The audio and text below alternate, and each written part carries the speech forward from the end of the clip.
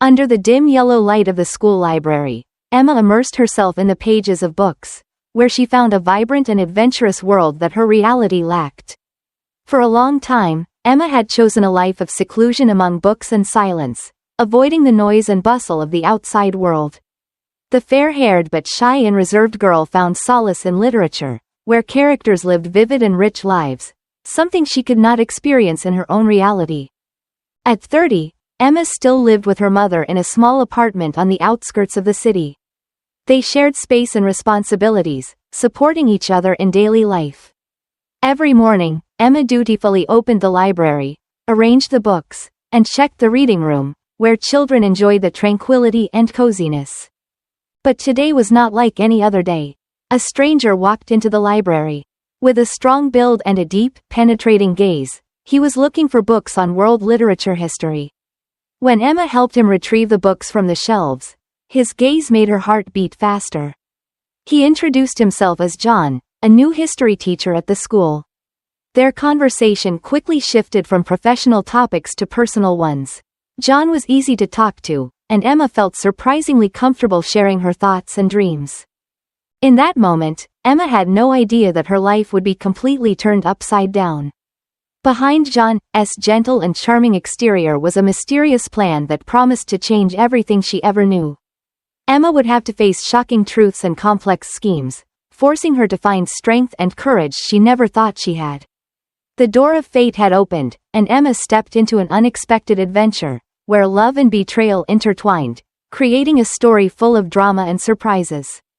Emma spent her days surrounded by books and silence, hidden from the world in her sanctuary, the school library. With fair hair, shy and reserved, she found solace in literature.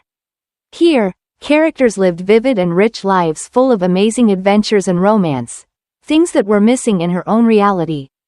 At 30, Emma still lived with her mother in a small apartment on the outskirts of the city. They shared space and responsibilities, supporting each other in the daily rituals of life. Emma didn't enjoy loud crowds or evenings in bars and nightclubs, which were popular among her peers. Instead, she preferred quiet evenings with a cup of hot tea and a good book. Sometimes she dreamed of a family, a cozy home filled with children's laughter, and a husband who shared her love for a peaceful life. However, her shyness made meeting someone special unlikely. Men usually didn't notice the quiet girl behind the library counter, and Emma had long accepted this fact. Her mother, caring and always optimistic, often reassured her, "You'll meet your person, dear. Everything has its time." But deep down, Emma was beginning to lose hope. She saw her peers getting married and starting families, and it sometimes seemed to her that her chance had already passed. Every morning, Emma arrived at work, arranged the books returned by readers, and checked the order in the reading room. School children loved the library for its tranquility and coziness. Emma treated each student with warmth and patience, helping them find the materials they needed for their lessons and projects. In those moments, she felt that her life had meaning and that she was doing something important by helping the children.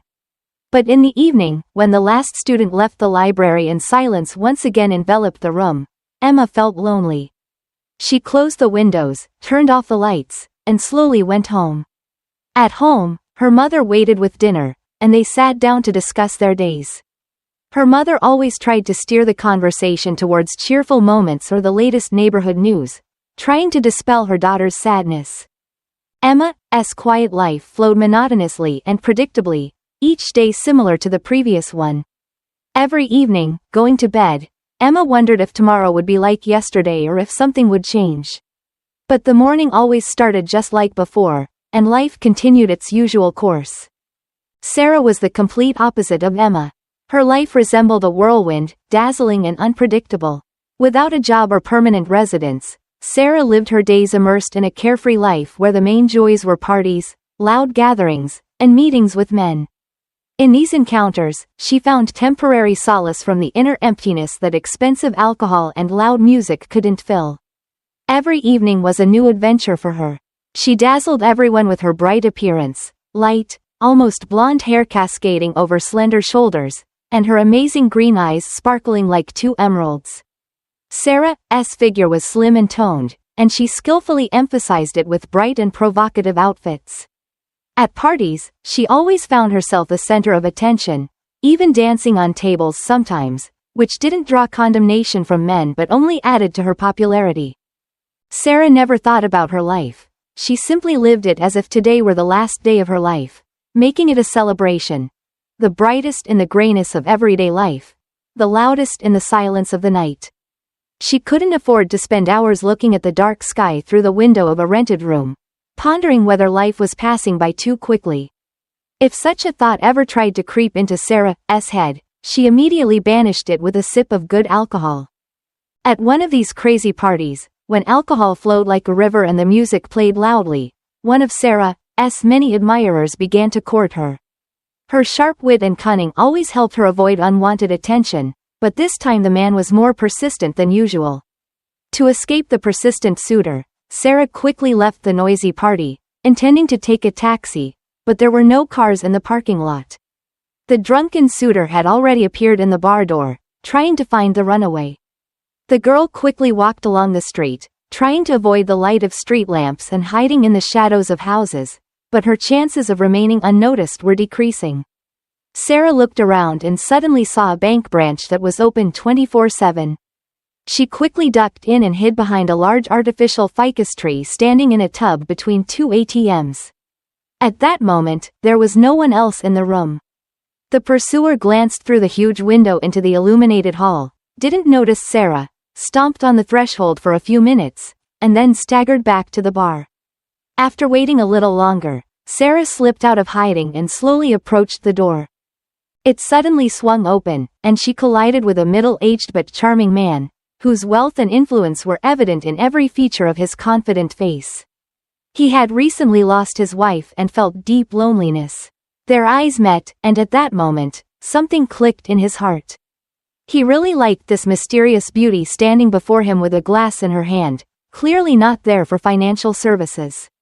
However, he didn't have a chance to say anything before Sarah slipped past him and disappeared into the silence of the night, leaving only a light trail of pleasant perfume.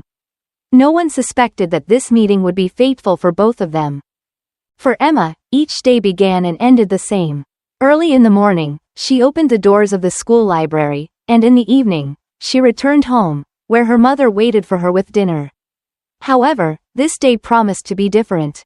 In the morning, a man walked into the library who didn't look like an ordinary visitor. A man in his 40s, with a strong build and a penetrating gaze, asked Emma to help him find books on world literature and history. While she was taking volumes off the shelves, the man watched her, and his gaze made her heart beat faster. When they were alone, the man introduced himself as John. He was a new history teacher at the school, having just moved from another city. The conversation quickly shifted from professional topics to personal ones. John was easy to talk to, and Emma felt surprisingly comfortable conversing with him. He was interested in her thoughts on literature and even in her dreams of family life, which she had never discussed with anyone else. Emma surprised herself by sharing her hopes and fears with him. Suddenly, John made a proposal that made her breath catch. "Emma," he began, carefully choosing his words, "I know this may seem strange since we've only known each other for a few hours, but I want to make you an offer." Emma looked at him, unable to believe her ears. "I am looking for a wife," he continued, "and I feel that you are the woman I've been searching for my whole life. Please don't answer now, take your time." Emma's world froze. She felt tears rolling down her cheeks, tears of astonishment and joy. Deep down, she had always dreamed of such a proposal, but she hadn't expected it to come in such an unusual form and so soon. She looked at John, and in his eyes, she saw something that warmed her heart: sincerity and hope. John asked Emma to meet him after work to discuss everything in more detail. Left alone, she tried to make sense of what was happening. On one hand, it seemed madness to accept the proposal of someone she had known for only a few hours. On the other hand, it was a chance for the life she had always dreamed of, a life full of love and understanding. Emma couldn't focus on work. Her whole being was consumed by thoughts of the proposal. By evening, when they met at a quiet cafe, she still didn't know what to say. John waited for her, looking hopefully at the entrance. When Emma walked in, he stood up to greet her. She sat down opposite him, and before either of them could say anything, they both paused, realizing that this meeting could change their lives forever. While Emma doubted her future, Sarah lived in the moment. That night, she was going to celebrate life as only she knew how, with noise, crowds, and unrestrained fun. The party at one of her wealthy admirers, Richard, promised to be an event she wouldn't forget. The house where the party took place was huge, filled with twinkling lights, jazz music, and laughter. The guests were dressed to the nines, and alcohol flowed freely. Sarah entered like a queen, all eyes on her. She wore a daring red dress that accentuated her figure and added brightness to her light hair and green eyes. At first, the evening went as usual. Sarah flirted, danced, and laughed, enjoying the attention of those around her. She loved being the center of attention, feeling desired. But as the night progressed, the party became more unpredictable. The highlight of the evening came when, under the influence of several glasses of wine, Sarah climbed onto the table and started dancing. The music possessed her entirely, her movements were passionate and provocative. The crowd around her shouted and applauded, encouraged by her boldness. It was a moment of absolute freedom. She felt like she could do anything, and the world would be at her feet. Soon, Richard, the party host, joined her. He wrapped his arms around her waist, and they danced together, their bodies moving in unison, sparks of passion flying between them every time their skin touched.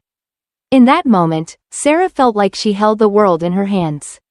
Richard had long dreamed of Sarah belonging only to him, but when his father found out about his son's intention to marry, he quickly learned about Sarah's past and forbade him from even thinking about marriage, threatening to disinherit him. Since Richard was currently dependent on his father in many ways, he had to obey his will. However, he never crossed Sarah off the list of his mistresses. When the clock struck 4 in the morning and the first rays of sunlight began to penetrate the room through the large windows, reality intervened. Suddenly, Sarah felt tired of the endless rivalry and realized that the party would end along with the magic of the night. She slipped into the garden to catch her breath and gather her thoughts. In the garden, under the trees, she met Richard, who stood alone, gazing at the dawn. "What a beautiful night, isn't it?" he said, offering her a cup of coffee. She nodded, taking the drink. "And how quickly it passes," he added with a note of regret in his voice. Sarah looked at him and suddenly realized that she wanted more than just endless parties. She wanted a real, deep connection that only true love could provide. She was waiting for her admirer to propose marriage, but was she ready to give up her whirlwind of passions for something unknown and possibly more valuable? At that moment, she had no idea that Richard's father had forbidden him to marry her. As she inserted her card into the ATM, James entered the bank. He was tall and straight, his dark suit fitting him perfectly, and his face exuded confidence and restraint. James was at the bank for matters related to the inheritance after his wife's death, which gave his features a touch of sadness and weariness. When James saw Sarah at the ATM, he couldn't take his eyes off her. Her beauty was not the kind that could be ignored or forgotten. Her long dress softly rustled on the floor, creating an aura of mystery and refinement around her. He approached her to offer help, as she seemed slightly flustered. "Do you need help?" he asked with a delicacy that made Sarah turn to him. Their eyes met again, and in that moment, time seemed to stand still. Her eyes were the color of young green, sparkling and gleaming like emeralds. Her hair cascaded over her shoulders in soft waves, and James felt his heart beat faster. He remembered that he had already once missed this stranger, and now he had to do everything possible not to let her go. "Yes, thank you. I'm a bit confused with this machine," murmured Sarah, gratefully smiling at him. James quickly helped Sarah, and they started talking. With every word they exchanged, James became more convinced that meeting Sarah was not a coincidence but a sign from fate. He suddenly told her about his recent sorrow, and Sarah expressed sincere sympathy, immediately establishing a special bond between them. After a few minutes of conversation, James suggested grabbing coffee at the nearest cafe to continue getting to know each other in a cozier setting. Sarah agreed, feeling that this man could become someone special to her. As they descended the bank steps, James offered his hand, and Sarah accepted it. They walked down the street, their conversation blending with the city noise. At that moment, Sarah felt she could be something more than just the girl from the party. James, too, for the first time in a long while, felt happy, thinking that she could be the one to bring light into his dark days. James and Sarah sat in a cozy corner of the cafe, immersed in conversation. James slowly opened up to Sarah, revealing pages of his life to her. He talked about his late wife and how they built a business together, which ultimately led him to success. His words were filled with warmth and the bitterness of memories. "She was my rock," James said, his voice trembling. He looked away for a moment, trying to hide his vulnerability. "I still can't believe she's not here." Sarah listened attentively, touching his hand in a gesture of support. She didn't know how to sympathize, as she had never thought about it before, but now she understood that she had the golden fish in her hands that she had dreamed of for so long. Sarah didn't rush to talk about her past. Her story was filled with dark secrets that she preferred to keep behind the closed doors of her heart. James's gaze was so sincere and open that Sarah felt a desire to share her experiences. However, the fear of being misunderstood and judged made her stay silent. "What about you?" James asked, catching her gaze. "You mentioned that you recently moved here. What brought you to our city?" Sarah hesitated for a moment, weighing her words. She didn't dare to take the risk because she remembered her recent conversation with Richard. Then, Sarah learned why she couldn't become his wife now. She was also afraid that James would learn the truth and that this meeting would be their last. "I have to play along with the man," she decided and continued the conversation. "I've always been looking for a place where I could start over," she began, carefully choosing her words. "My life hasn't been easy. For many years, I've been searching for myself, trying different things, not always good and maybe even dangerous." James listened to her without interrupting, allowing Sarah to tell her story at her own pace. "I've made many mistakes in my past," Sarah continued, her eyes filling with tears. "I often found myself in the company of the wrong people and made choices that I later deeply regretted. But all of this is a part of me, a part of my journey. Now I stand at a crossroads, trying to correct past mistakes and afraid of making new ones." Sarah modestly lowered her eyes, a shiny tear trickling down her cheek. James took her hands in his touch warm and confident. "We all have a past," he said softly, "but I believe that everyone deserves a second chance. Don't judge yourself too harshly." Sarah and James sat in the cafe for a while longer, then they walked the streets of the city for a long time. James couldn't get enough of the air next to this, as he considered, divine creature, and Sarah suddenly felt calm and protected like never before. Their dates lasted for over a month, and finally, James decided to make Sarah an offer to become his faithful life companion. He understood that the age difference of almost 30 years might scare the girl away, but Sarah, who had been waiting for such happiness for so long, immediately agreed. Sarah and James's wedding was planned at a luxurious estate on the outskirts of the city, where endless meadows turned into lush forests. Despite objections from James's friends and family, who were convinced that this relationship was a big mistake, he remained steadfast in his decision. In his eyes, Sarah was the woman he had long been searching for. The celebration began on a clear morning. The sun was already high in the blue sky when the first guests started to arrive. Preparations were in full swing, and the air was filled with the scents of fresh flowers and the subtle fragrance of expensive perfumes. Sarah stood before the mirror in her room, dressed in a pristine white wedding gown that hugged her figure perfectly. The fabric gently flowed with every movement, and the long train seemed almost weightless. Her hair was neatly styled. Her makeup accentuated the natural beauty of her face, making her look like she had stepped out of a fairy tale. Her heart raced in anticipation of soon becoming James's wife. Meanwhile, James's family was less than thrilled about his choice. His adult children whispered in the corner, discussing the consequences of this marriage. They feared that Sarah was interested not in their father but in his wealth. But James brushed off their concerns, confident in Sarah's sincerity. His eldest son, Matthew, was the most outraged. He was only a couple of years older than Sarah and had crossed paths with her a few times in bars and at parties. Honestly, he liked her himself, but seeing her lifestyle, Matthew understood perfectly well that such a woman would never make a good mother and wife. He tried to talk to his father about it, but James didn't even listen to him. He just threatened that if Matthew interfered with his happiness, he would cut him out of his will. The ceremony took place outdoors. Chairs for the guests were arranged in rows and adorned with flowers, and a white carpet was laid out along the central aisle. When the first chords of the wedding march began to play, all eyes were on Sarah, who slowly walked down the aisle with her father. James awaited her at the altar, excitement and joy visible in his eyes. When Sarah approached him, he took her hands, and they exchanged vows. James's voice trembled with emotion as he spoke of his love and promised to be there in sorrow and joy.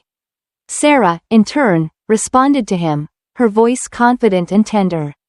"I promise to be your companion, friend, and love in all the trials that life has prepared for us," she said, looking him straight in the eyes. When the priest pronounced them husband and wife, applause and cheers of "hooray" broke the silence. Guests rose from their seats, congratulating the newlyweds. The air was filled with joy and happiness, and even those who doubted this marriage couldn't resist the genuine smiles of the newlyweds. The evening continued with a solemn dinner and dancing. James and Sarah danced the first dance to a melody that seemed to be written just for them. They were together, and at that moment, nothing else mattered. They celebrated their love, despite everything others said, and nothing could shatter their happiness. After the wedding, Sarah and James's life entered a new phase. They returned from their honeymoon spent on the shores of Italy and began to plan their future together. James, already successful in business, felt it was time to slow down and dedicate more time to his personal life. He dreamed of a large family, wanting to see children and grandchildren playing in the garden around him. Sarah, in turn, began to get used to the idea that she was now a respectable wife with a family to take care of. "Sarah," James began one evening at dinner, "I've been thinking about how we could use our wealth to help others. Maybe we could start a foundation that would support educational and social projects for children and youth." Sarah listened to him, playing with her fork on the plate. Her thoughts were far from philanthropy.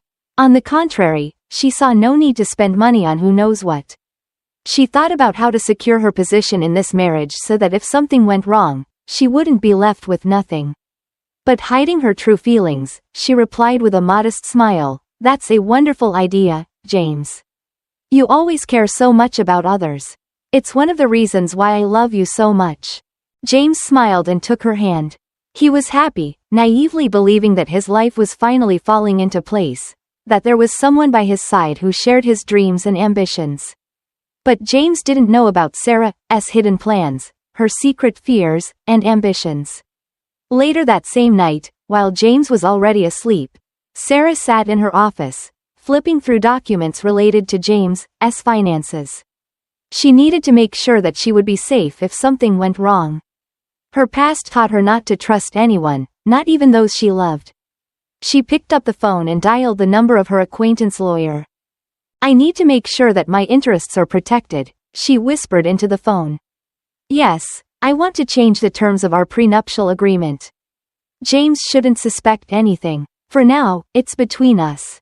After the conversation, Sarah leaned back in her chair and closed her eyes. She knew she was playing a dangerous game, but the stakes were high. She couldn't afford to lose, not after everything she had been through. On the other hand, a part of her did indeed want this new life, the life James promised. But old habits and fears were too deeply rooted in her heart to allow her to fully embrace these dreams without a safety net in case of failure. With each passing day, Sarah delved deeper into her secret schemes, which became increasingly complex and dangerous. She often left home under the pretext of meeting friends or visiting a spa, but in reality, these outings had a completely different purpose. One gloomy evening, when James was busy with a business meeting, Sarah drove to the old part of town. Her small sports car stopped near an abandoned warehouse where Richard, one of her former lovers, was already waiting for her. Sarah didn't choose him by chance. Richard outwardly resembled James, being of similar height and build. Even the color of their eyes and hair matched. "Sarah, why did you call me?" Richard asked as she approached him. "You're now a wealthy married woman, and we can't have any meetings or Richard's voice carried strange notes of desperation and hope simultaneously. "I need your help," she coldly replied, surveying the deserted surroundings. "What's the matter?" His gaze became weary. "I need you to be ready to meet with me regularly. I plan to get pregnant with your child," she said, each word calculated and cruel. Richard recoiled, stunned. "Are you out of your mind? You're married to James. You don't understand, Richard. This is the only way to strengthen my position. James wants a child, and I have to give him one. But unfortunately, my husband and I can't conceive, and I want assurances that if something goes wrong, I'll always have a way out." Sarah spoke without a shadow of doubt, her eyes cold and calculating. Eventually, Richard agreed, realizing that refusing her was futile. He had always been weak in the face of her will. From that moment on, their secret meetings began. They chose secluded places far from prying eyes. Each encounter was filled with tension and fear of being caught, but Sarah knew how to control the situation. One evening, when James returned home earlier than usual, he found Sarah sitting in the living room, immersed in reading. He couldn't shake the feeling that something was off. "Darling, did you go somewhere today?" he asked, trying to sound casual. "No, sweetheart. I've been home all day," she lied, not lifting her eyes from the book. James could have delved deeper, but something stopped him. Perhaps it was the unwillingness to know the truth, the desire to believe that his life had finally turned out as he had always dreamed. Meanwhile, Sarah continued her games, risking everything she had each time, unaware that soon all her secrets could be exposed. Sarah stood before the mirror in her bathroom, clutching the pregnancy test in her hands. She closed her eyes, held her breath for a moment, and then opened them. Positive result. She was pregnant. Emotions swirled in her head. Fear, excitement, joy, but above all, relief. Her plan was beginning to unfold. However, along with this came the realization that with each passing day, the risk of her secret being revealed increased. If James found out about her machinations, it could cost her everything: their marriage, her position, her future. Sarah decided to proceed cautiously. She went to the doctor to confirm the pregnancy and ensure that everything was going well. On the way, she contemplated how to break the news to James. He would be overjoyed, and perhaps it would help solidify their relationship even further. When she arrived at the clinic, her heart raced in unison with her thoughts. The doctor confirmed the pregnancy and congratulated her. Everything was going according to plan, and Sarah felt like an actress playing a role she had carefully rehearsed. She called James to share the news. "James, darling, I have wonderful news for you," she began, trying to sound as natural and happy as possible. "What is it, Sarah?" James's voice was full of anticipation. "We're going to be parents soon. I'm pregnant." A moment of silence, and then James's excited laughter filled the phone line. This is incredible. I'll be home soon. We must celebrate this, my love." His voice was full of joy and excitement. When he made it home, James hugged Sarah so tightly she could barely breathe. They spent the whole evening discussing the future, how they would raise their child, and what traditions they wanted to pass on to them. James already saw a little one playing in the garden of their large house. However, deep down, Sarah knew that her deceit couldn't remain hidden forever. She prayed that her plan would work smoothly and that she would be able to convince James that the child was his. She knew that if James ever found out the truth, it would all be over. But for now, her secret was safe, and she intended to do everything possible to keep it that way. For several months after Sarah shared the news of her pregnancy, life in James's house seemed idyllic. However, Sarah's secret game continued to unfold in the shadow of this happiness. Richard, her secret lover who helped her maintain her deception, began to lose control of his life. After learning about Sarah's pregnancy, he increasingly insisted that she leave her husband and move in with him. This scenario didn't sit well with Sarah. She didn't know what to do yet, but she understood that she needed to resolve this issue with Richard somehow, maybe even by buying him off. But then fate seemingly intervened. One evening, as Sarah awaited a call from Richard to confirm his silence, her phone remained silent. Anxiously, she sent a message, but there was no response. Her worry grew with each passing minute. That night, Sarah couldn't find peace. She paced the room like a wounded tiger in a cage. Fortunately, James wasn't home that night. He had to leave for a few days on charity business. Only in the early morning did her former friend Olivia call and tell her that the police had found Richard's body. That night, he died in a car accident. According to reports, he was intoxicated, and his car crashed into a pole on one of the city streets. Death was instantaneous. When the news reached Sarah, she felt a cold horror mixed with relief. On one hand, she understood that Richard's death freed her from the threat of exposure. On the other hand, this event reminded her of how dangerous the game she had entered was. Mixed feelings surged within her as she tried to maintain composure in front of James and his family, who had already accepted her as one of their own. The next day, James noticed that Sarah seemed distracted and worried. He approached her, hugged her, and asked if everything was okay. "Just tired," she replied, smiling through the pain. "I just need a little rest." However, peace didn't come to Sarah that night or many subsequent nights. Richard's death shook her. Suddenly, she felt like someone was playing an even more dangerous game behind her back than the one she had started. Over the next few weeks, Sarah became withdrawn and contemplative. She rarely left the house and mostly spent her time in her room, pondering the consequences of her decisions. James tried to support her, but he felt a wall between them that he couldn't overcome. Richard's tragic death was a grim reminder to Sarah that even the most carefully planned schemes could lead to unexpected and horrifying results. This event left an indelible mark on her life, reminding her that the price of lies could be too high. While Sarah spun webs of intrigue and betrayal on one side of town, in a small but cozy apartment at the other end of the city, the young couple Emma and John awaited their firstborn. Emma had recently passed her final tests, which showed that the baby was developing normally. The happy spouses were preparing for the baby's arrival. No one suspected how closely the fates of the modest Emma and the cunning Sarah would intertwine. After Richard's death, Sarah began to feel like a prisoner in James's luxurious home. This house, although filled with every comfort and luxury imaginable, became a golden cage for her with no way out. She longed for the carefree days of old, for carefree parties and complete irresponsibility. Sarah realized that the child would hinder her, and she didn't feel any maternal instinct.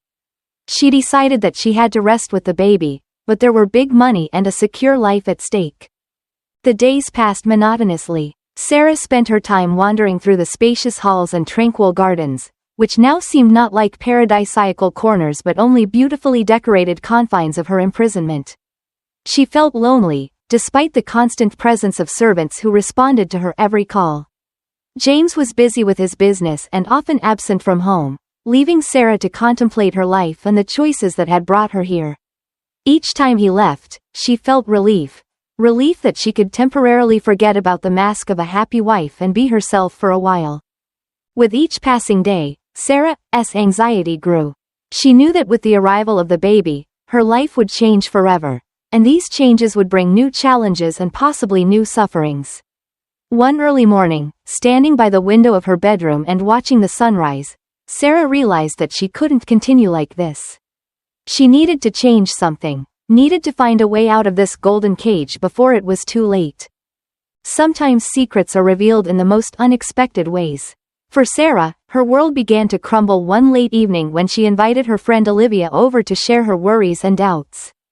"You know, Olivia, sometimes I feel like I'm living someone else's life," confessed Sarah, pouring another glass of wine. "All these games and secrets. I'm tired of it." Olivia listened attentively, her eyes occasionally filling with sympathy. After several hours of frank conversation and a few glasses of wine, the friends parted ways. Olivia decided to continue relaxing and went to a bar. There, she accidentally ran into Matthew, James's eldest son. She really liked him, so she didn't miss the chance to chat with him. With a glass of wine in hand, Olivia approached Matthew but stumbled over the table leg and almost fell. "Olivia, are you okay?" Matthew asked, helping her up. "Oh, hi Matthew. I'm fine, just spent the evening with Sarah," she replied chattily, swaying slightly on her feet. Matthew became interested. "Sarah? How is she? I haven't seen her since she got married." "Oh, Sarah, Olivia sighed. She's so unhappy, you know. These secret meetings with Richard and the whole pregnancy thing. I'm afraid she's on the edge. Matthew stopped as if struck by lightning. Secret meetings with Richard? Who's Richard? He asked, feeling his heart pounding faster. Olivia realized she had said too much and tried to backtrack. Oh, nothing, just an old friend. I must have been mistaken, probably the wine talking. She attempted to smile, but Matthew already looked seriously concerned. The next day, unable to shake off his doubts, Matthew told James about his conversation with Olivia.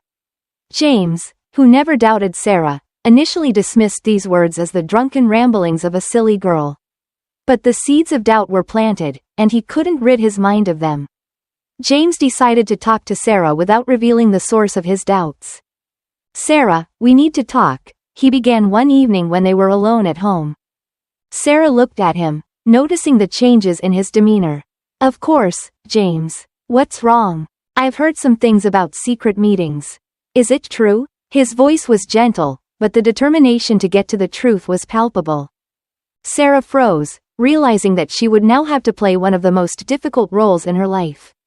She summoned all her charm and ability to transform. How could you think such a thing? Tears rolled down her beautiful eyes like tiny diamonds. I don't know where you heard that from. People are just jealous of me, so they spread nonsense. They want to drive us apart. As soon as the baby is born, you can do a DNA test if you don't trust me now. Sarah was truly crying, realizing the risk she was taking and understanding that she needed to be more careful even in conversations with old friends. James, living by old standards, didn't trust modern methods. He preferred to believe only his eyes and heart and his loving heart. James couldn't believe that his sweet wife was deceiving him, especially since he saw her genuine tears. The soul-tormenting doubts vanished immediately. Oh, darling, James gently embraced Sarah and kissed her. I just asked. I love you very much and believe that these are just silly rumors. Sarah sighed with relief. It seemed that this time she got lucky, but now she needed to be even more cautious and prudent. As Dr. Edwards looked out the window of his office at the last rays of the setting sun, his thoughts were far from the usual medical dilemmas. He was currently working as a gynecologist in one of the elite clinics but had started his career as a general practitioner in a small town. He was accustomed to the everyday problems of his patients' lives, but his last conversation with Sarah introduced him to a world of conspiracies and secrets that went against his professional and moral principles. Sarah had come to him a few weeks ago, visibly worried, with concern reflected on her finely groomed face. Edwards understood perfectly well what could cause concern for this beautiful lady. The results of the latest test showed that the child also had health problems and would require expensive treatment in the future. But what happened next shocked the doctor. Doctor, I need your help, but it must remain between us, she began firmly, closing the door to the office. I want you to help me make sure that my husband never finds out the results of the tests. I need a healthy and strong child. For this, you need to find a woman who will be somewhat similar to me and be at the same stage of pregnancy. At first, Edwards couldn't believe his ears, but when Sarah handed him an envelope with a large sum of money, he realized she was serious. Do you understand what you're asking me to do? He asked reproachfully. It's not only unethical but also illegal. I know, she replied calmly. But I also know that your wife needs an expensive operation, and insurance doesn't cover all the expenses. This money can help. Sarah's words struck Edwards in the most painful spot. He struggled with his conscience for a long time but ultimately, after many sleepless nights, he agreed.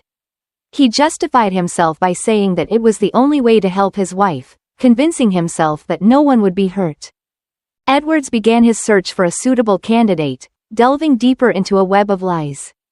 He studied medical records, met with patients, and searched for a woman who could serve as a replacement. Each action he took distanced him from the familiar world of medicine and immersed him in the dark waters of manipulation and deceit. Finally, he found a suitable candidate, a woman named Emma, who was at the same stage of pregnancy as Sarah. Emma's family lived quite modestly and secludedly. Both spouses were intelligent and law-abiding people. It would never occur to them to think about swapping babies. Edwards immediately informed Sarah of this. That same evening, they sat in the clinic office discussing the final steps of the conspiracy. Edwards couldn't shake the feeling that he had crossed a line from which there was no return. His decision became a stone dragging him to the bottom, and now he could only hope that the consequences of his actions would not be catastrophic. It was crucial that only two people knew about it, him and Sarah. So, they carefully went over all the details of the plan again. The plan was simple. On the day of delivery, there had to be a baby swap between Emma and Sarah at the clinic. For Emma, it was a secret, but for Sarah, it was a chance to save her marriage and status without revealing her dark secret. Of course, this was associated with enormous risk for Sarah and Dr. Edwards. Every step was playing with fire, where the stakes were their future, their reputation, and, most importantly, the life of an innocent child. Everything was meticulously planned. Sarah was to go to a private clinic for delivery. Meanwhile, Emma, the pregnant woman they were relying on, was under Dr. Edwards' observation at the local state hospital. Everything had to happen quickly and precisely so that no one would suspect the switch. The doctor promised that he could organize everything so that for a while, Sarah would end up in a regular hospital room with Emma. He assured her that everything was already set up. All that remained was to go to the hospital when he called. As for James, he needed to be sent to the hospital in advance, but Sarah had to do it herself. The last few days passed in tension, but then a call came from the doctor. The hour had struck. Sarah got into the car driven by her chauffeur, trying to focus on her breathing, attempting to calm her nerves. The streets were crowded, the morning traffic was just starting to pick up. James, after much persuasion, finally went to the hospital earlier to carefully check everything again and meet his wife there to support her during labor. As soon as the car entered the main road, the driver suddenly braked, swerving to avoid a motorcycle that unexpectedly darted onto the road. Sarah didn't even have time to be scared before a deafening crash followed. An old truck crashed into their car, the driver of which had lost control. The impact was so strong that she lost consciousness. In the moments before the collision, Sarah thought only about how important it was for the baby to remain safe. Sarah woke up in another car. It was the guys from her former circle who were involved in Dr. Edwards' plan. They quickly and calmly brought her to the state hospital where Emma was. At the hospital, Sarah was greeted by Dr. Edwards, who immediately took her to a private room. Emma was already in the delivery room, and there was little time left for contemplation. Edwards emphasized that everything was under control. The guys did an excellent job. Neither her personal driver nor Sarah was harmed. The only thing required was to increase the fee for their work. In a state of shock, Sarah unquestioningly wrote a check for the necessary amount. When news of Sarah's arrival at another hospital reached James, he worriedly rushed there. Upon arrival, he discovered that his wife was already in labor. Fear for her and the baby's life overshadowed all his doubts as he waited at the doors of the delivery room, praying for a successful outcome. Meanwhile, in the second delivery room, Emma prepared for delivery, unaware that her newborn would soon change many lives. The hospital was filled with sounds and bustle, which seemed to intensify with each passing minute. Dr. Edwards, heading towards the delivery department, felt increasing anxiety. His hands trembled slightly, although he tried to hide it. Today would be decisive in his career and in the lives of two women whom he promised to help. Emma, in the delivery room, tried to focus on her breathing, following the midwife's instructions. Sarah was in the adjacent room under Dr. Edwards' careful observation, overwhelmed by a mix of feelings: fear for her future and anxiety about possible exposure. James, meanwhile, waited in the corridor, mingling with other excited soon-to-be fathers. He was worried about his wife's and the baby's lives, but his excitement was overwhelmed with anticipation and joy. In the delivery room, the situation quickly unfolded. Emma struggled with labor, but thanks to the professionalism of the medical team, she soon welcomed a little boy into the world. The baby cried, filling the room with the sounds of new life. Dr. Edwards, ensuring that Emma and the baby were fine, quietly left the room and headed towards Sarah. Her room was equipped with everything necessary to create the appearance that she had given birth. Everything went well, he whispered, approaching Sarah. Get ready, it will all start soon. From the moment the baby was born to the secret handover to Sarah, no more than an hour passed. Edwards personally transferred the baby from Emma's room to Sarah's room, where she accepted him as her own son. Sarah's son was placed in Emma's room, who was asleep under the influence of the sedative given to her by Dr. Edwards. No one noticed the switch, and the conspirators were already triumphant. When James entered the room and saw Sarah holding the baby, his eyes filled with tears of joy. He approached, gently touched the infant, and hugged Sarah. "I'm so happy," he said, his voice trembling with overflowing emotions. "Thank you, darling." Sarah forced a smile, her heart heavy with the burden of the secret she now had to keep for the rest of her days. While joyful exclamations filled one part of the hospital, silence reigned in another. Emma was fast asleep, as was the sick child who was under the effects of painkillers. Waking up from sharp pains, Emma opened her eyes and froze for a moment, trying to understand where she was. The room was dimly lit, and only the faint sounds from the corridor reminded her that she was in the hospital. Panic gripped her for a moment. Where was her baby? Her gaze fell on the small crib next to her bed, where her newborn son slept. With relief, she slowly got up to get a better look at him. The baby was calm, but his skin had a pale hue, which worried Emma. The nurse entering the room smiled and approached her. "How are we feeling after our nap, Miss Smith?" she asked, checking the IV. "How's my baby? Why is he so pale?" Emma asked anxiously. The nurse hesitated for a moment, then replied gently, "Let me call the doctor. He can explain everything." Within 5 minutes, Dr. Edwards entered the room, his expression serious, heightening Emma's anxiety. "Emma, I know you're worried about your son.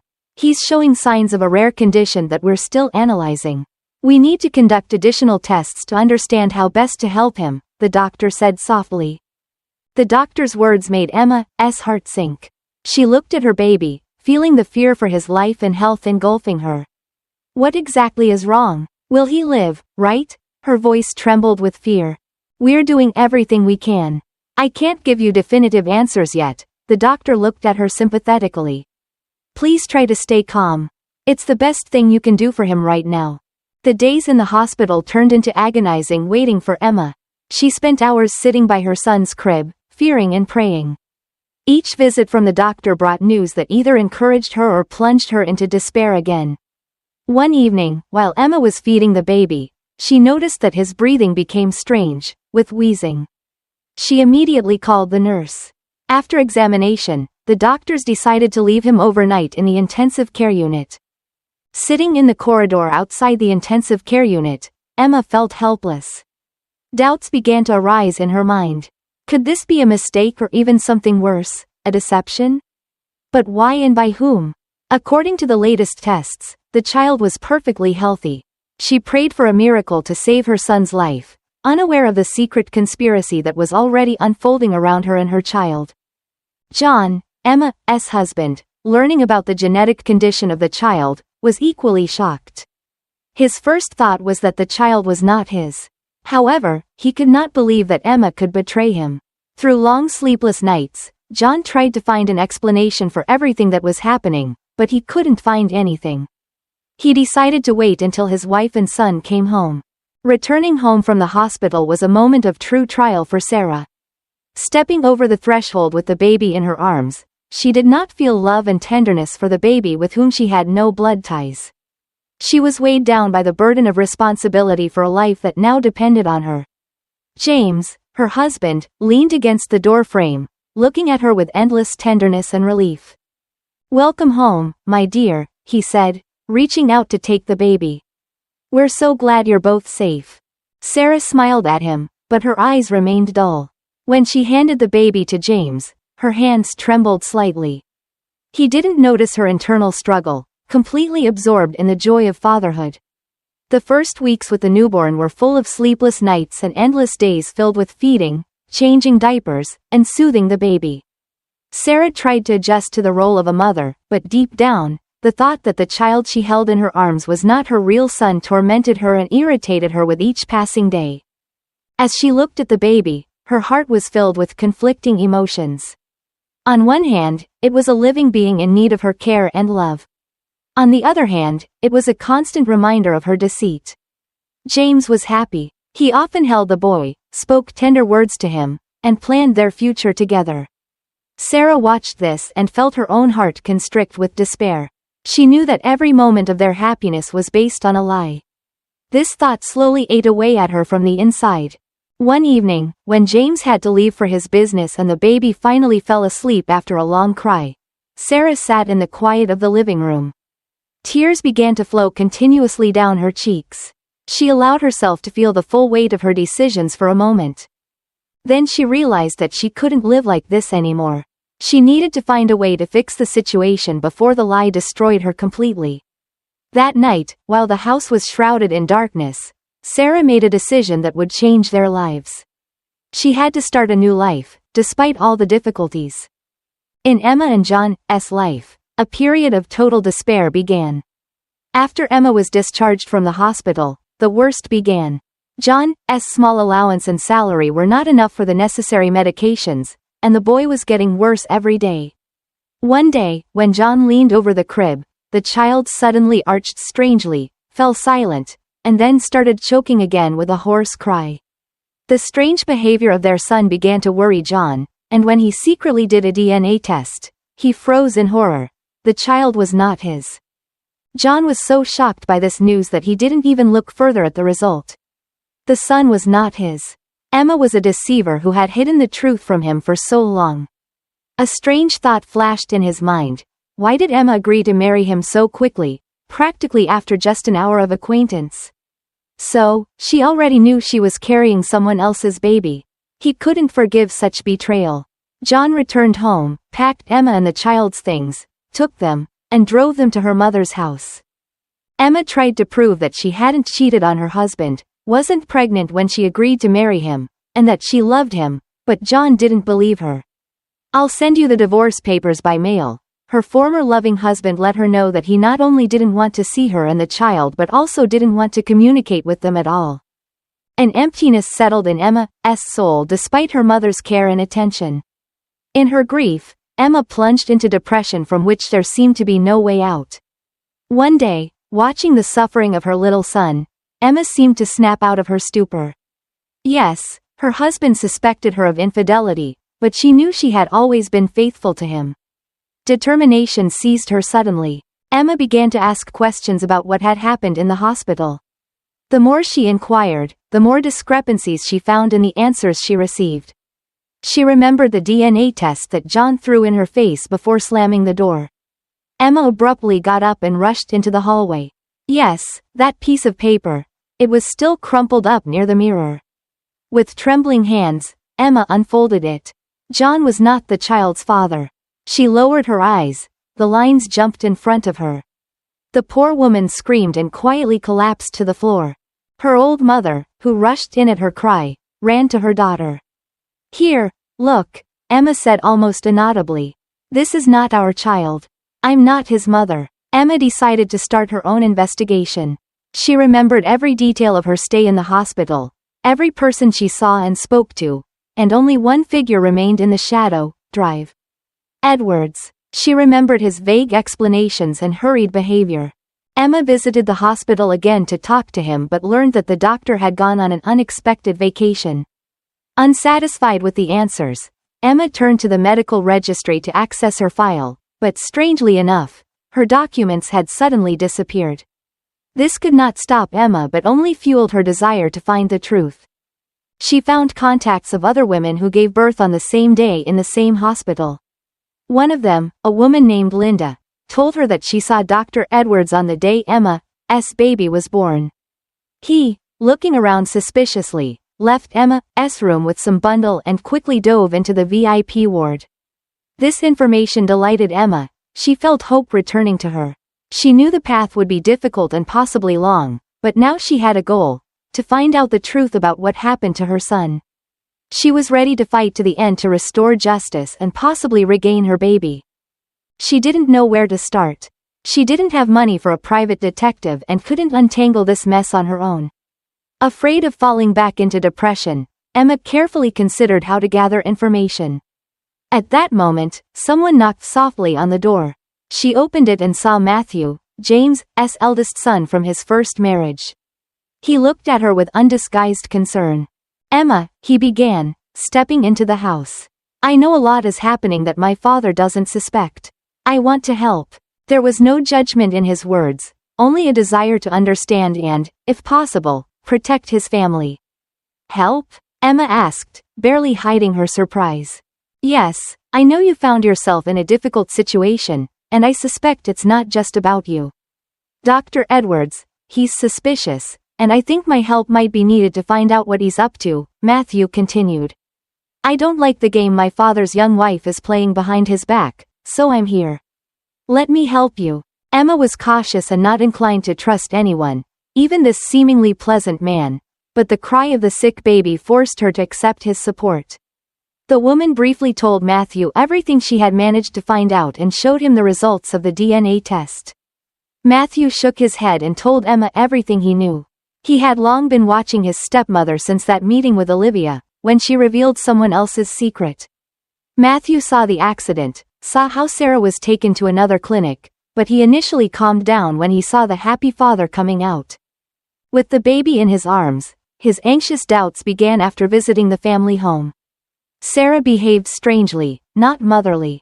There was no tenderness and love in her when she approached the baby. From the outside, it seemed as if she was performing some duty that was not very pleasant for her.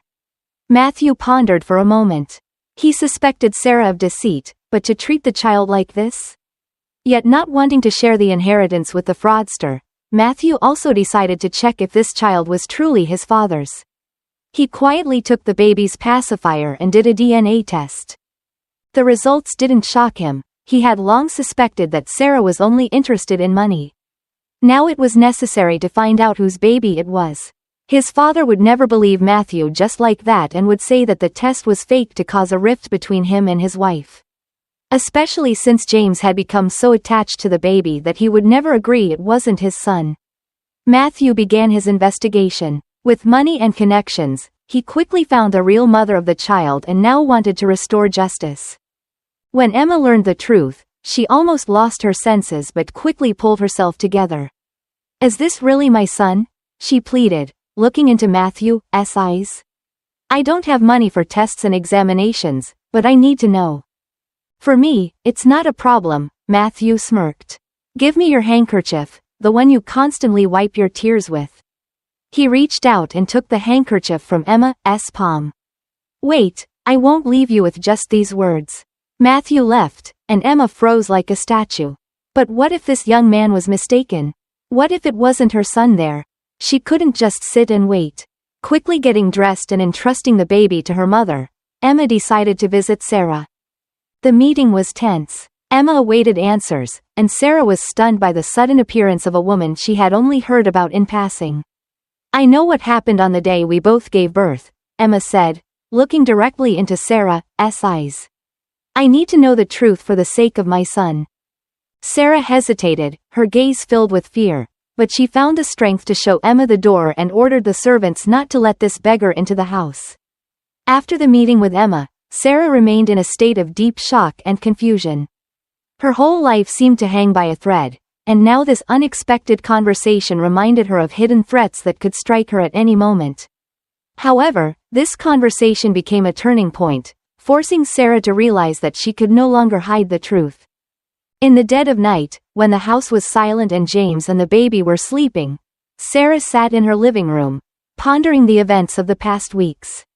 The light from the table lamp softly illuminated her face, reflecting deep fatigue and inner struggle. Every fiber of her being resisted the impending conversation with James, in which she had to tell him everything. Sarah hesitated. Confessing everything to her husband was madness, and she decided to act differently. Especially since the role of a beautiful wife and mother had long become stale for her. She was drawn to her former bright, carefree life full of adventures and events. With the dawn, Sarah made a decision. She wrote a letter to James, explaining her motives and everything that had happened since they met. Leaving the letter in a prominent place on the bedside table, Sarah packed a small suitcase, opened the safe, took out the expensive jewelry, gifts from her husband, and her own documents. The day was just beginning. All the servants were still asleep, so Sarah managed to slip out to the garage unnoticed and take her car. The guard opened the gates for her without asking unnecessary questions. The girl smiled at him and waved her hand. He nodded in response. The streets were still empty, and Sarah pressed on the gas pedal briskly. The wind tousled her hair, and the air of freedom intoxicated and invigorated her. With each mile she left behind, Sarah felt lighter. All fears and old intrigues were behind her. Ahead lay a new luxurious life as a young, beautiful heiress. For James, this day became the darkest. When he woke up in the morning and found a letter from Sarah, darker even than the day his first wife died. Reading every word written in the anxious handwriting of his beloved Sarah, James realized that his world was beginning to crumble. The letter revealed the whole truth about the baby substitution, about Sarah's actions, and about her inability to adapt to her new role as a wife and mother. James felt a storm brewing inside him, a mix of shock, betrayal, and immense pain. Deep down, he had always felt that something was wrong in their family life, but he never imagined that the truth would be so horrifying. Unable to cope with the rush of emotions, he left the baby in the care of the nanny and went to Matthew, who, as he remembered, had tried to talk to him several times. He pulled up to his eldest son's house, feeling utterly devastated.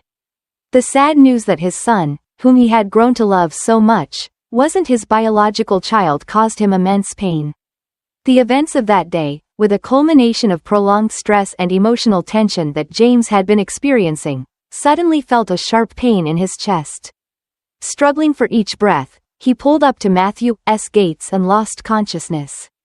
Matthew stood on the balcony with a cup of coffee and a cigar when he saw his father's car driving rather strangely. Suspecting something bad, he rushed down and just managed to arrive as the car stopped by the gates. Matthew quickly took charge, and within minutes, the ambulance was speeding through the city, its sirens wailing through the streets.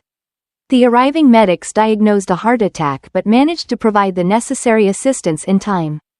James was taken to a good, expensive clinic. A few hours later, they called from there to report that the danger had passed and James was out of harm's way. On the same day, Matthew stood at the threshold of Emma's room with her son in his arms. When the woman opened the door and saw Matthew, she gasped and covered her mouth with her hand. "Is this really my son?" she asked, gently taking the sleeping child into her arms. "Yes," Matthew replied, handing her the DNA test results. Emma couldn't contain the rush of emotions overwhelming her. She gently laid the baby on the bed and hugged Matthew so tightly that she even surprised herself. "I don't know how to thank you," Emma blushed with embarrassment. "I don't even have anything for tea." "I don't need any thanks." Matthew looked into Emma's eyes and noted how remarkably beautiful they were. "Just allow my father to see the child occasionally. He's grown to love him." "Of course. What are we talking about? I'll always be happy to see your father and you," Emma replied, a little flustered. And Matthew now paid even closer attention to this woman. He suddenly noticed that she was attractive despite her modest robe and obvious exhaustion. Then the cries of another sick child came from the room. "Sorry, I have to go," Emma said, embarrassed. "And where will you leave the other child now?" Matthew stopped at the doorway, looking at Emma intently. "Will you give him to an orphanage?" "I don't even know," tears welled up in the woman's eyes. "I've grown attached to him already, but I don't have enough money for medicine, and he'll perish in an orphanage right away. I'll fight for him as long as I have strength." Matthew, struck by such generosity of spirit, looked at Emma without taking his eyes off her. With each passing second, he realized he liked her more and more, especially now when she reminded him of his beloved late mother. "Don't worry," he gently took her hands in his. "I think I know what to do." Richard's father sat in the quiet study of his house, surrounded by documents and letters that had become a heavy burden over the past few weeks. His whole life seemed to have come to a standstill when he learned of his son's death. All his resentments and attacks on Richard now seemed like trivial nitpicking. There was a knock on the study door, and a servant entered. "Sir, Matthew wants to see you. Richard's friend and Nicholas's son. He says he has a rather serious matter to discuss." "Let him in." Richard's father made an effort, stood up, and poured himself a glass of whiskey. Matthew entered, surveyed the study and the old man who had lost his son, and suddenly blurted out, "Everything I'm about to say may seem reckless and absurd right now, so I don't expect an immediate answer from you. I know losing your only son is the hardest blow for you. I also know why you don't have any other children." Matthew noticed the old man's outraged look but continued, "There's a genetic condition in your family, as a result of which infants either perish in the womb or immediately after birth. You knew that Richard also had the same condition, but modern medicine has come a long way, and now your children or Richard's children could be saved with good, expensive treatment. What's all this about?" Richard's father stood up to escort the uninvited guest. "You came here to tell me about my problems? Richard can't be brought back, and everything else doesn't matter now." "You didn't listen." Matthew pulled out some documents from a folder. "Richard may be gone, but you have a grandson, his son. He's living with a very kind woman." Matthew's voice softened for a moment, "and he's in great need of your help. He has the same rare genetic disease as you." Matthew placed the documents on the table, smiled, nodded, and left. Richard's father remained sitting at the table, clutching the whiskey glass in his hands. Deep down, he still couldn't fully believe what was happening. Then, in one breath, he drank the beverage and pulled the stack of papers towards him, opening each new document from Matthew, which now became his main support in life. The old man found himself in a constant struggle between despair and determination. On the table before him was a photograph of a small, sick boy with an innocent gaze and light hair. He resembled little Richard so much that the old man's heart constricted. He quickly got up decisively, put on his coat, and ordered the driver to bring the car around. In the past few weeks, James had worked hard to rebuild trust and love in his relationships with Matthew and the rest of the family. They supported him during his illness, and now that everything was falling into place, family bonds seemed even stronger. He decided not to tell the children about the large sum of money missing from his accounts. There was something much more important in life. One evening, Matthew and Emma came to James's house. They talked for a long time, sitting on the veranda with cups of tea. James saw the happy eyes of his eldest son, who, without taking his eyes off Emma, approved of his choice. And on the other side of the city, Richard's father stood on the veranda of his house, gazing into the distance where the sky merged with the earth. Today he felt the waves of pain and struggle from the past few months finally settle in his soul. He could now look forward to a future that he hoped would be calm and bright. Next to him on the veranda railing lay the birth certificate of the baby with Richard listed as the father. Justice was restored. Next to it, in the stroller, snored his little grandson. After the necessary treatment, he had learned not only to cry but also to laugh and enjoy every moment of life, unaware of the dark clouds that had once loomed over his fate. The grandfather looked at him and felt the love for this boy fill his heart. He was ready to do anything to protect him and ensure him a happy childhood. The sun slowly set behind the horizon, illuminating the sky with the last rays of sunset. Tomorrow would bring a new, happy day. A day of new beginnings and a new life free from the shadows of the past.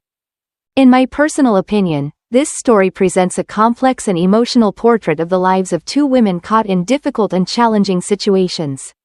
Emma, who finds solace in the world of books, suddenly faces shocking truths and intricate schemes. Meanwhile, Sarah, entangled in a web of deceit and personal ambition, ultimately has to confront the consequences of her actions. What impresses me the most is the stark contrast between the two main characters. Emma, despite living in a small and quiet world, maintains her honesty and strong fighting spirit when confronted with adversity. In contrast, Sarah, who initially seems to have achieved everything she desires, becomes trapped in her own lies and eventually has to flee from the consequences she created. This story also deeply reflects the values of honesty, courage, and the strength of family love. It shows that no matter how great the difficulties, truth and sincere love are always the solid foundations for overcoming any challenge.